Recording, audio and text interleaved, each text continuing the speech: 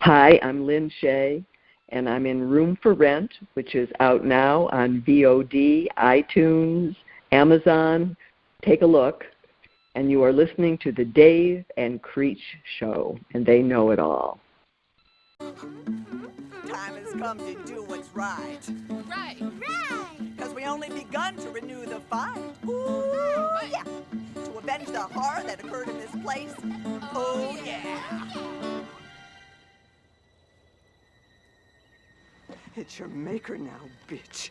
You'll have to face. Many of the terms, comments, and stories you're about to hear may not be suitable for some. Listener discretion advised. I'll give you a good reason why my house is not complete. I have a professional wrestler and a gangster rapper building my house. All right now, boys and girls, we want to introduce... Mom says when I wear this badge, you're supposed to treat me like a man of the law. Dave Sheridan. I did poop my pants a little bit on purpose. I wanted to. Oh, so. You did it. CJ Creech. I actually got on Facebook a friend request from a member of ISIS this past week, which was really freaking weird. Have you seen your beard lately? The Dave and Creech Show. Now here's your hosts, Dave and Creech. Hey, this is Lynn. Lynn, this is Dave. Hi, Dave. Hey, how are you? I am great. I'm so excited about this little movie. It's really incredible what's going on with it. It's a fantastic film. It's called Room for Rent. It actually, if I remember correctly, it just came out last week. Or it's had at least its premiere, and Lynn's the main character.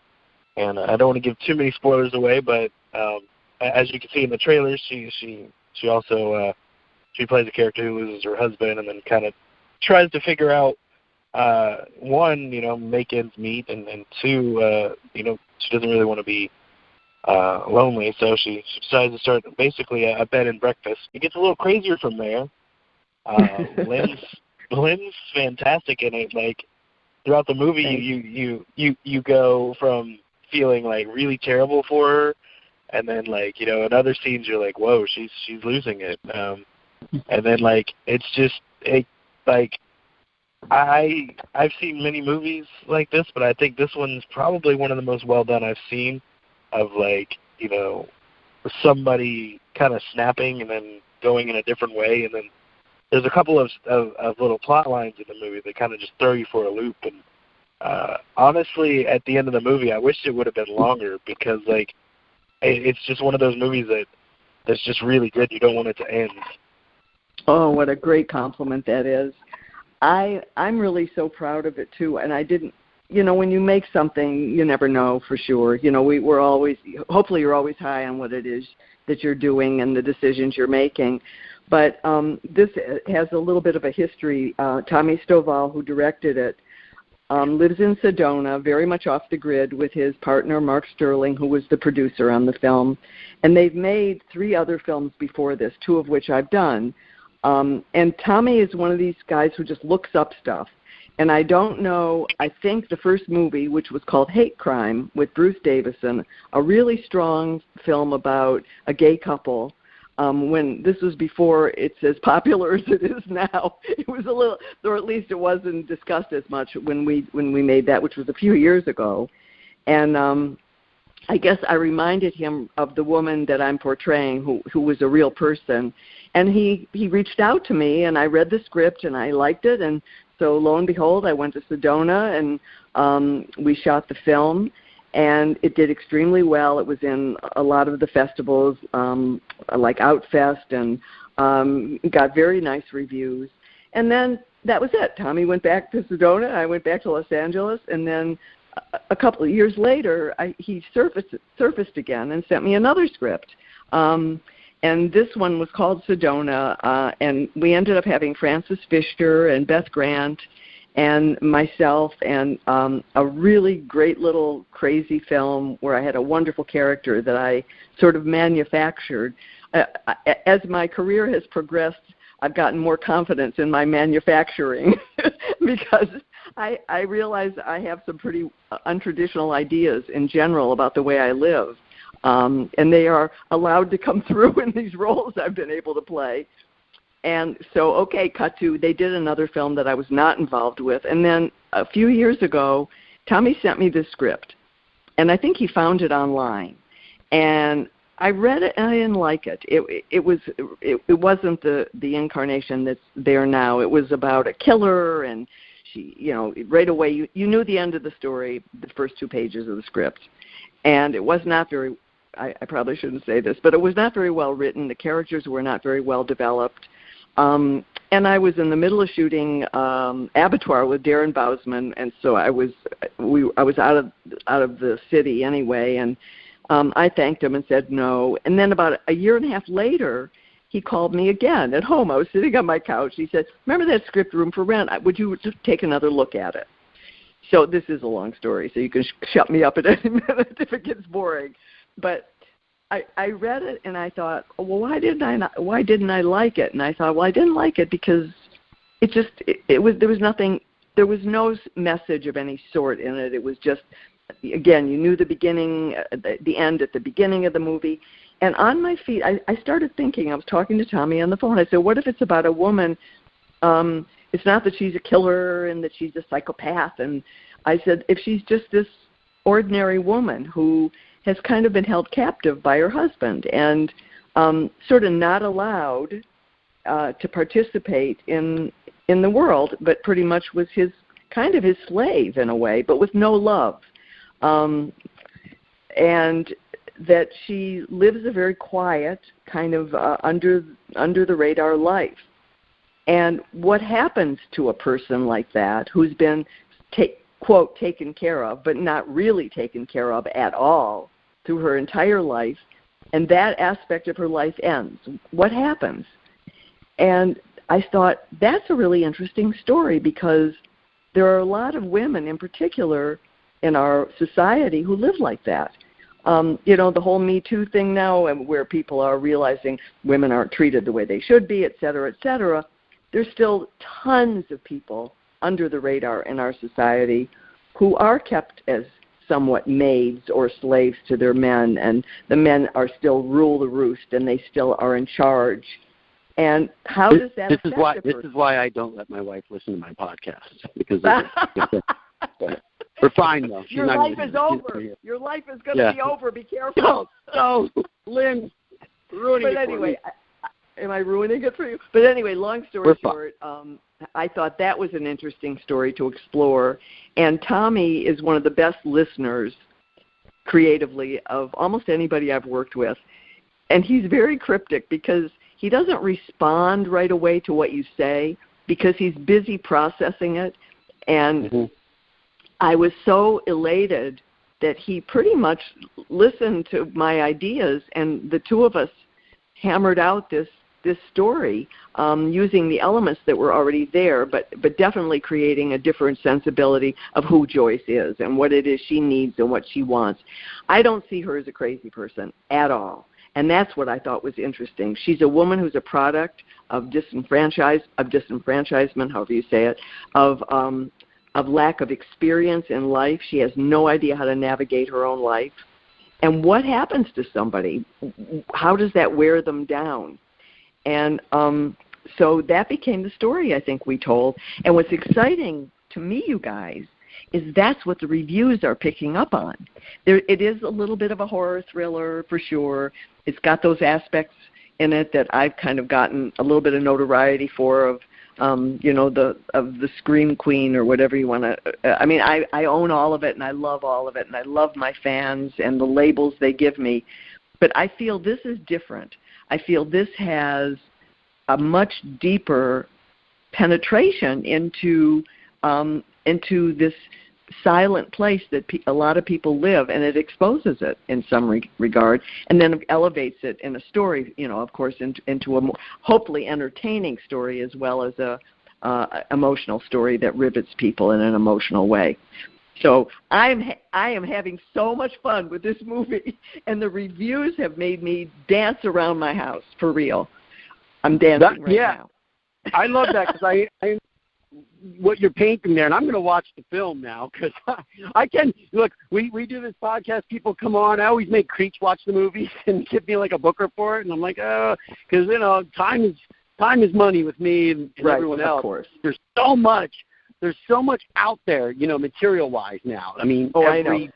You know what I'm saying, right? It's just. I know. I mean, Netflix. As much as I love, I mean, I don't even watch it because there's too much content, and the content is often so mediocre, right? So. Right, and it's just spread out, and it's just like Amazon, Netflix, Hulu, really, Jib Jab, Shmulu. I call it Shmulu and Pulu. Hulu, Kulu, Zulu. You don't know what's out there, It's like because I have an Apple TV. And it kind of it pushes everything together. Like on Apple TV, everything's bled together. So I just kind of look up Bill Pullman, what movies on him, and you'll see all these movies come up in the last, 5 years. He made 500 movies. I didn't know that, but they're on there from all sorts of places, and you're like, okay, what are these things? And my wife and I love to read. We're on Amazon and iTunes and YouTube. As well as everything else. Okay, was that the pitch? So right now it's available on Amazon, iTunes, and YouTube. And all the other formats too, which I don't know what they are, but I think it's on all of them. So there's like a VOD format, meaning is it available for rental on like a cable type of play? Yes, I believe it is. And it's for purchase, the way they do it on Amazon. I'm an idiot with all that stuff because So on YouTube though, because I only know YouTube for a free thing, but I guess there's like a paid YouTube thing, like YouTube Red or something like that. I really don't know, to be 100% honest. Do you know how people would find her film on YouTube, or just Google it? I think they would. I think Google. I think if you Google it, you'll find it because I think that tells you also. There's also on Facebook. I think on its page it'll tell you exactly where it's on because it has its own little Facebook page too. So. Oh, that's great. So everyone listening, it's Room for Rent, and you just go to the Facebook page, and then you'll find a way that the most convenient way for you to sit down and watch it. When you were telling me all about your character and sort of like the kept wife type of thing, sort of protected, like in a weird way. It's like, in that world, that past world of husbands thinking they're protecting their wives, but they're also sort of kind of holding them captive. They don't, they don't want women. Totally. Like in my mind as the actress, she probably never got out of the kitchen, pretty much. I mean, except to do with laundry or that she, and that chips away at someone's self-esteem and personality, especially when they're married young and they don't really have one to begin with.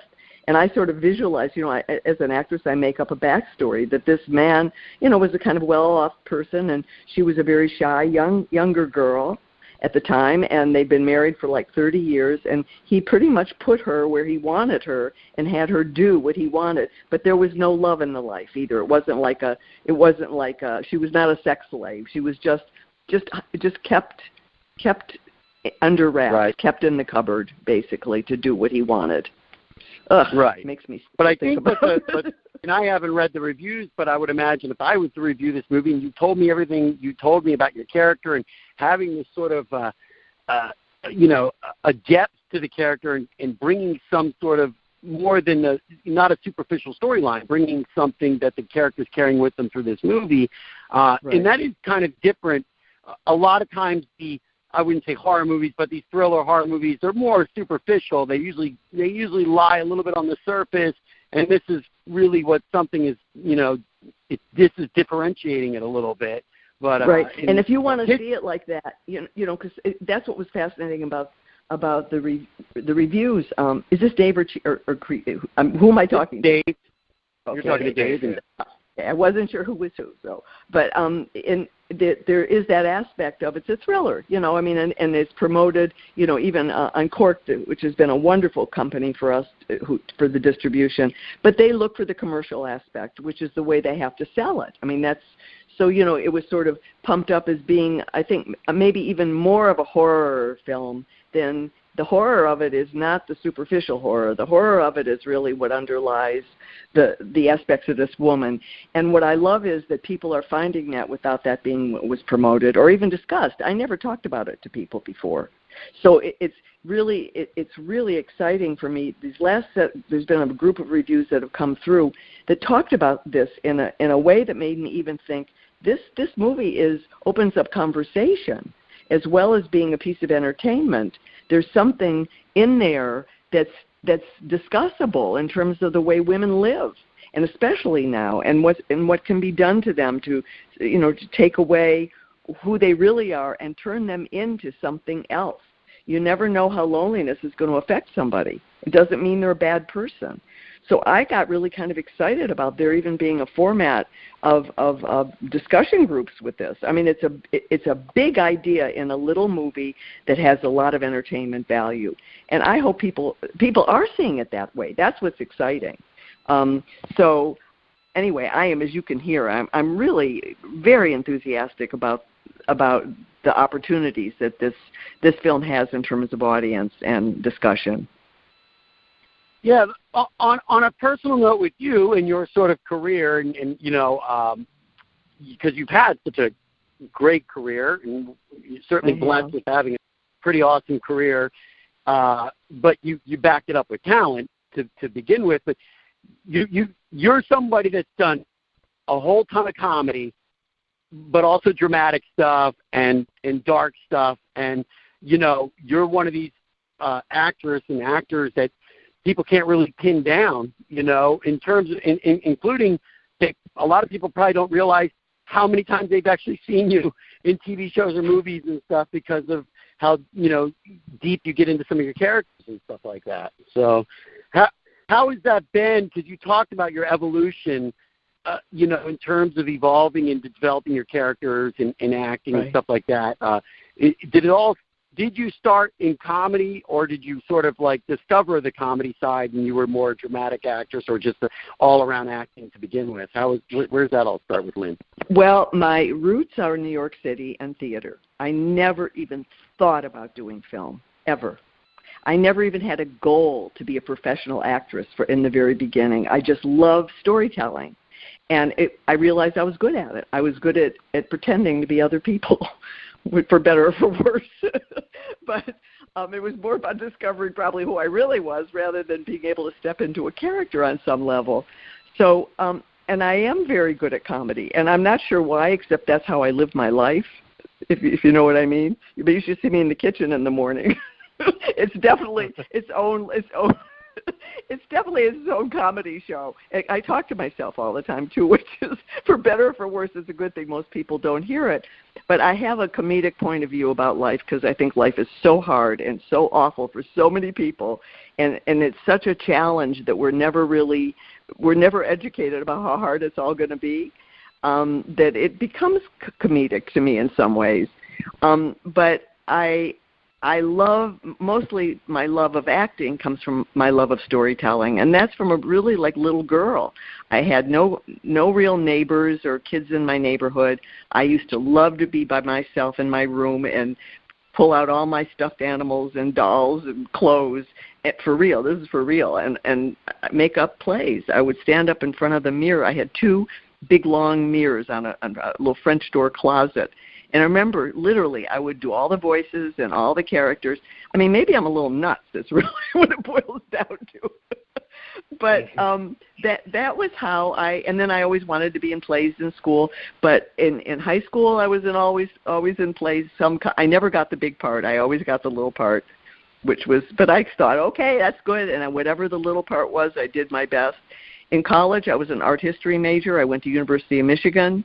I graduated in art history and actually got my first job as a registrar in the Metropolitan in the office of in the registrar's office in the Metropolitan Museum of Art, which is a huge, gigantic museum. And I remember sitting there filing these cards and thinking, when am I get to be in a play? Because I was done with school. And that was when it occurred to me, I'd like to try being an actress. So I applied to graduate school, and I ended up going to Columbia University in their theater arts program, a graduate program. I lived in New York for 3 years in school, 12 hours a day, which was heavenly for me, and stayed in New York. And this was a long time ago. We're talking 1976, 77. And before that's the prime, though, but that's the prime of... That was the prime. Yeah. That was when Yeah. all the off-Broadway started, off-Broadway started. I never was not in a play.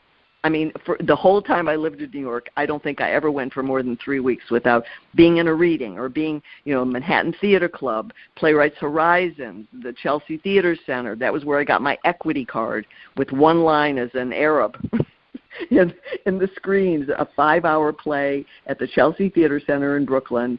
I got one line as that character and got my equity card, and that made me eligible for Screen Actors Guild. And I never thought I'd use it because I didn't really know I didn't care about movies. I liked theater. And I mean, I've got so many long stories. I'd be on the phone with you forever, how I got to LA and what made me even, my first movie was actually one line and Going South. I was very big on one-liners in the beginning. And Jack Nicholson cast me as the parasol lady in Going South in 1977. And that was how I ended up coming out to California. And so I think the comedy question is that's just how I see life. And I think the rest is I really love just being a storyteller. And I've gotten more confidence as I've gotten older and had so much experience. I'm a yes person, which is why I've done so many projects that maybe you'll never ever see. Because they couldn't even get the word out, the sentence out. Lynn, are you interested in? Yes. Up would go my hand in the beginning. And I've had the good luck to study with Uta Hagen and Stella Adler and Lee Strasberg. I think I might have said that already. But I really learned my craft. I'm very interested in the process of acting and the process of unearthing personality and justification for the way people behave. And it's being responsible for telling the story of your character within that framework, I think, is a challenge a lot of actors don't pay attention to. You can't just be the character. You got to look, what's your story? What's your place in that story? What's the message your character is carrying throughout the story? So It's complex. I love it. And I'm really now feeling much more confident.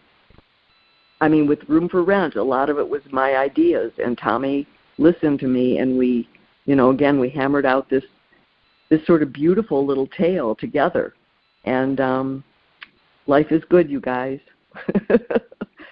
I think your perspective, and it's clearly not your perspective because of all these people you studied with, and this is stuff you've learned. But the idea that your performance is a story within the story, meaning you're responsible first and foremost of your character's, walk. What is going on there? Why are they there? Where are they? The beginning, middle, and end of your character, regardless of if it's one line. You know what I mean? And you know what? Just apropos of that, watch how Joyce walks in the film, because that was I really thought about that. So just as a little detail like that, I mean, which is what I hope I can add, So anyway, just wanted to mention that part. Nice. So this is Room for Rent. It's available. Anybody listening? And highly recommend it. I'm going to check it out tonight. It's so funny that usually I really do try to get to check the films out, but you emailed, what'd you do? You texted me last night, Creech. You said, oh, yeah, Lynn's going to be on, and then you gave me the link. I'm like, oh. Yeah, oh, God. Oh, no. I sent you the screen. Yeah. But yeah, I agree. I mean, the film is terrific because, I feel like also, how Jaws and everybody was afraid to go into the ocean. I feel like this could also do with, Airbnb and companies like that. It has me second-guessing some of my travels. Maybe I shouldn't maybe I should. A lot of people, have said that. Yeah, no, I really like that. It seems to be a theme from the director when he like you mentioned, the hate crime one, and Sedona, he probably wrote about things he knows, and when he called you saying, you're the woman, I wrote this on the other film.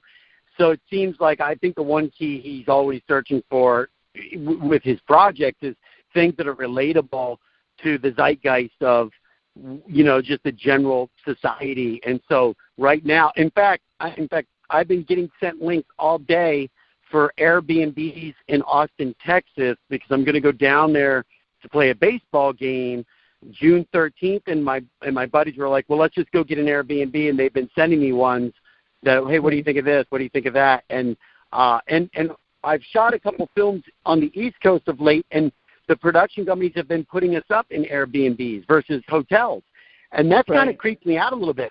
I kind of get a little nervous being in someone else's room. One of them had like Cabbage Patch Kids, like all up on the bed, like little, the original ones. Really creepy. Like one of them, a couple of them didn't have clothes on, and so. That's a great story. No, but not on purpose. They were really old dolls, but and they've just kind of lost their pieces here and there. And I was like, this is really creepy. Like, why are these dolls on the bed? And I'm going to be sleeping next to them. Yeah, exactly. Well, anyway, so I think that you make a great point, Creech, about how this is definitely going to hit something where people relate to that whole, like, is it safe to go to the water? Is it safe to go and, go to one of these bed and breakfasts kind of thing? Right, and if the woman's name is Joyce, maybe you ought to move on. Oh, yeah. Yeah, may want to keep looking for sure. You know what's funny though too? I was driving and I pulled over to jump on this call, but I was, when I heard you were going to be on, and I was like, and now you're doing this film, and this film sounds so cool, and the way you talk about it and stuff. But I was thinking of, obviously you're famous for doing the Farrelly Brothers stuff, Right. And, right. And I've worked with Pete. Like a year and a half ago on a TV show called Loudermilk. I wrote a few episodes with him, and I have not worked with Bobby, but you look at where Pete's at today, in just the last year with Green Book, and I wrote him an email saying, wow, you inspire me, just because a lot of people, knock down comedians, they knock down comedic people, and here's a guy that made an Academy Award winning film, and so it's, and same thing with you, like doing what the things that you're doing now. It's sort of like it inspires me to go, okay, hey, there's different aspects. There's of the diamond in the rough, I guess. All the different angles of a person. Like they can all be shown. Well, I'm really ecstatic, again, with the way this has been received by all the reviewers. I mean, that for me has been, because reviews aren't, you still have to take them all with a grain of salt, except I finally swallowed the salt, because they're unbelievable. I mean, even Insidious, where gratefully I got fabulous reviews, and, from some big papers, even the LA Times, it was kind of an odd review, because it was kind of hateful towards women in general, but it loved me. I mean, it's like every single thing I've read has been so wonderful that it sort of it just made me believe more in what I think or thought that film was going to be about. So I actually saw Pete also for the first time in a long time, not very long after he won the award, and it's interesting, when you love what you do and you stick true to what you do, you hope you're good at what you do, but there's timing and there's exposure at the right time. I mean, there's so many elements that make something, quote, successful. But I must say I'm really thrilled about this little story, and I did start spinning on how important of a story it is, as well as an entertainment. So I hope the horror fans enjoyed that aspect of it, and I hope people everywhere appreciate and invest in what the other elements are that are about our world and women in this world who have people who have lost, and what that can do to you.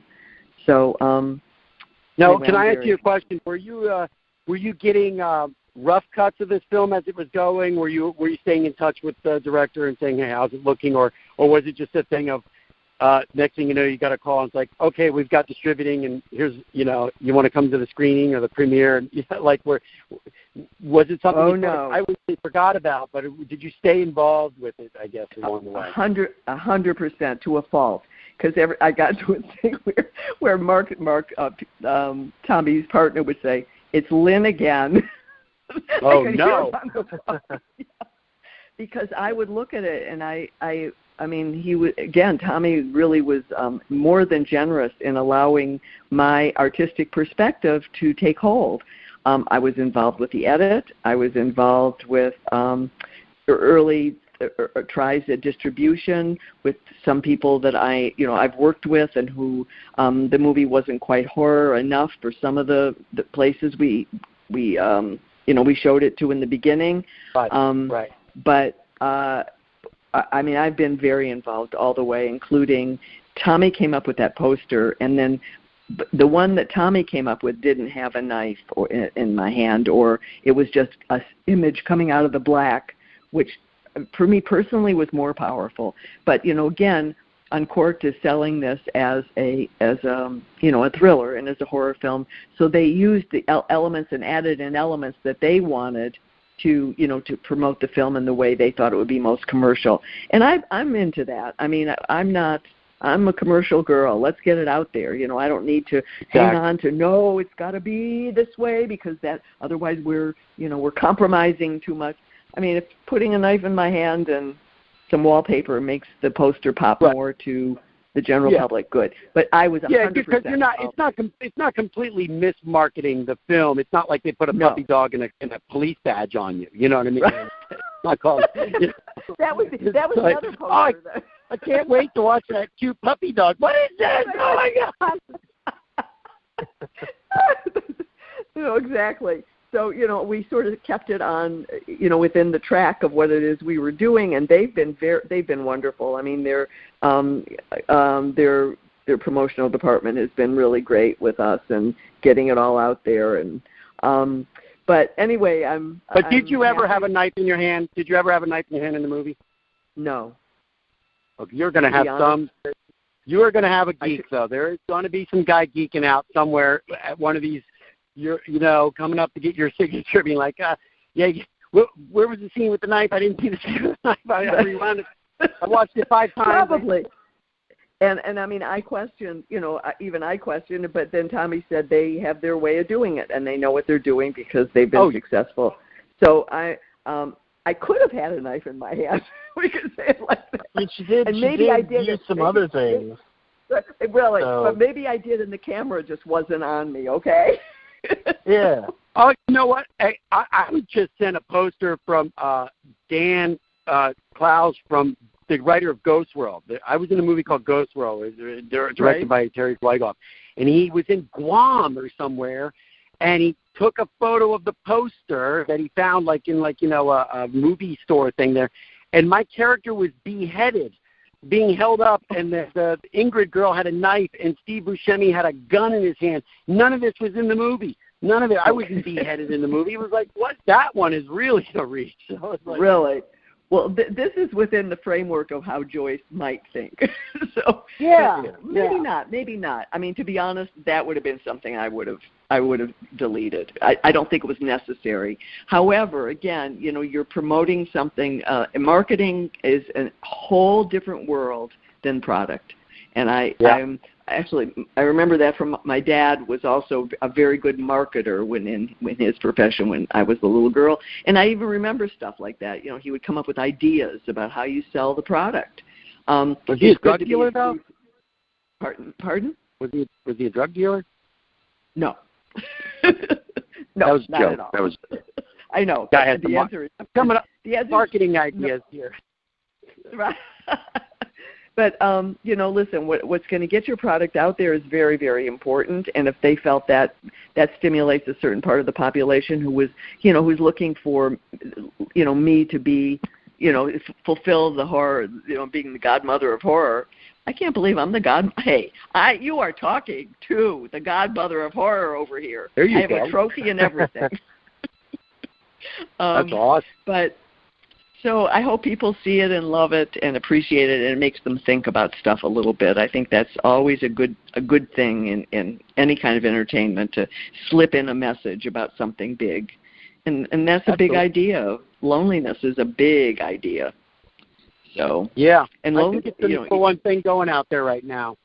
Isolation and loneliness, especially with all of these social media things, have actually made people more lonely and disconnected. You know what I mean? Right. All these kids committing suicide. I mean, it's really horrifying when you think about it, because the real communication is not happening. It's all this sort of shorthand that people don't, which I find really, I just find it atrocious. That these kids are getting. They don't even know how to write. I mean, it's all, and that's what it's going to be. My son, thank goodness, came in under the generation where he's a reader. He always has 2 or 3 books he's reading now, and he even thanked me. He said, "I'm glad I got born when I did, because the phone is as good as interesting and wonderful as it is and fun. It's really destructive. I think also all this media communication instead of real communication." So anyway, so what else? What do you think? That could be your next. I'd like for Tommy to work on that with you and figure out a way to make that your next film. About you know what? That's quite a topic, which a lot of people are thinking about. Because something has really shifted in communication with young people. It's kind of scary to me. It is anyway, because I like being articulate and I love writing, and but it is what it is. We'll see where we're going to go from here. We do have one fan question for you. If you Great, awesome. That's awesome. I was about to ask about that. The fan question. That's about to get to that. We've got a Michelle who sent us a tweet asking. Obviously, as you mentioned earlier, you did the Insidious films, which are deal with the paranormal horror. She was wondering if you had, while making the movie, any paranormal experiences yourself. Making this film, or just in general? If I've had any in general? Yeah, in general. I've had things happen where you don't think right away, oh my God, that's a paranormal experience, but that have no hooks in reality, and something either. I had one experience I actually talked about when my dad passed away that was pretty fascinating. I had a visitation of a bird, a real bird, that came into my yard. Yeah, for real. This was crazy. It was, and I swear I would have thought I made it up, except that there were people here with me. And it was a bird I've never seen before or since. I don't even know what kind of bird. It kind of looked like a dove. It kind of looked like a pigeon. It was a little too big for a pigeon, and it was speckled. It was white with speckles on it. And it hung around, and the crazy part was the first day it appeared, I was sitting outside, and it landed on the top of the roof, and I just saw it because it kind of fluffed its wings, and it had quite a big wing spread. I mean, it wasn't a little bird at all. And I noticed it because I heard it. And then it jumped down, and I have a pool in the back. And the bird went to the side of the pool and started drinking out of the pool. And I kind of just turned around and I said, "Oh, don't drink out of there. There's a bird bath right over there." This gives me chills to talk about it. And the bird stopped drinking out of the pool, jumped up on the bird bath, and started drinking out of the bird bath. And I kind of just took it all for granted. And then I thought, wow, that's pretty out there. Oh, okay. And then the bird, it flew away, and for the course of a week, this bird would come every day. And sometimes I would just see its shadow, because it would perch itself in a place where the sun, I couldn't see it, but the sun was hitting it, and it would make a shadow on the ground. And so I knew it was there, and it would always kind of fluff its wings. It would kind of make a little sound. And finally, the 7th day, and it was the 7th day, I was in the house. I went over to the window, and the bird was perched above me on the roof. So all I could see was its shadow. I didn't see the bird. And it did that little thing, and it took off, and I never saw it again. And there was a part of me, I just thought, whatever that is something different. And my dad had just passed away, and I really believe it was my dad. From my heart, that was what I felt.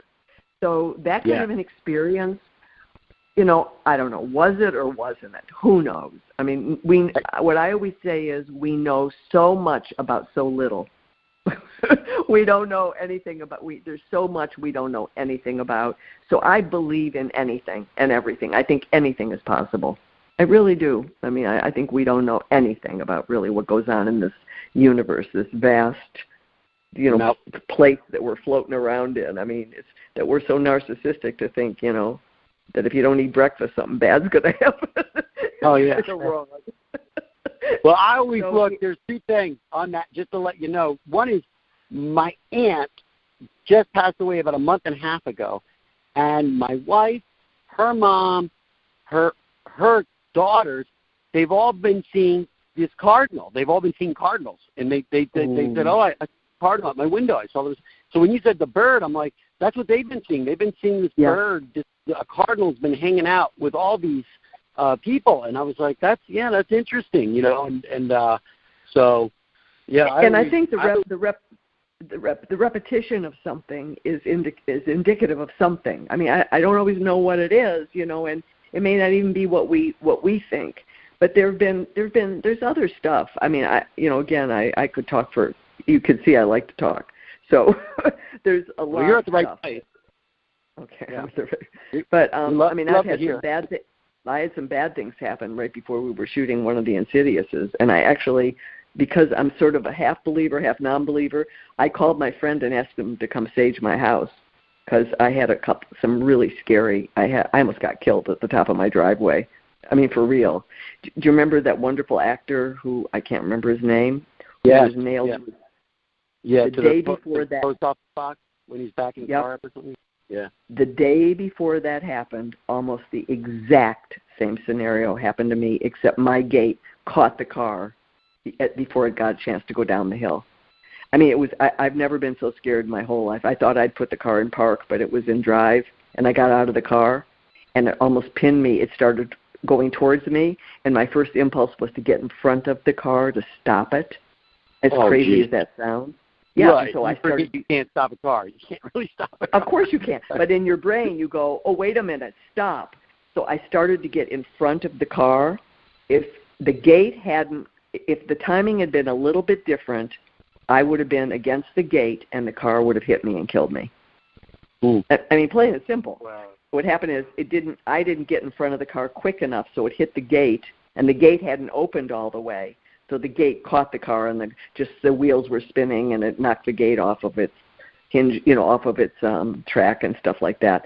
But the next night, I mean, I was in shock for a little bit too. I was so frightened.